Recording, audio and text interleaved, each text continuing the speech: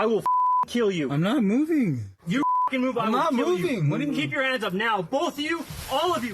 Dramatic video sent to City News shows an Edmonton police officer working alone, drawing his gun on 4 Indigenous people inside a vehicle, threatening to shoot and kill them.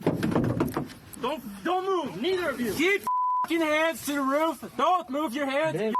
Die, do you understand? According to this Edmonton police release, the officer saw a firearm in plain sight inside the vehicle when he stopped it during the early morning hours of January 13th in the Forest Heights area. Don't shoot me, the phone's going down. Put it down. The officer had followed the SUV into a back alley when its plates did not match the make and model of the vehicle.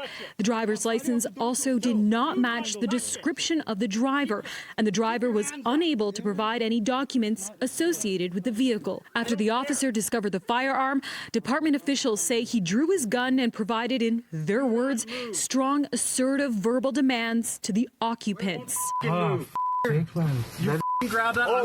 I'll kill you. I've never for once had a gun pointed at my face before and threatened for my life. Angela Morisseau was in the passenger seat at the time.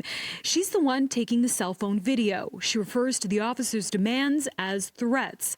That morning, she thought she was going to die. That was scary. I was actually more worried for my children because then if I was gone, then there's no one for them. I got lethal. Just take him out. More officers arrive on scene. You can hear the back passengers slowly exit the vehicle.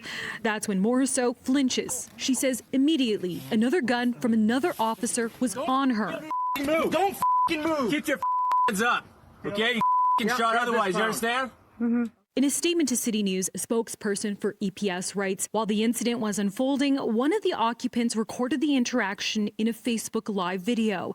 And since the occupants were not fully compliant with the demands being articulated, the officer continued using strong language due to the severity and belief of imminent danger posed to him, adding that a search of the vehicle later revealed 2 loaded sawed-off rifles and 1 BB gun, which was mistaken for a firearm, next to several caliber rifle rounds. What about the conduct of the officer caught on video, including threats to kill?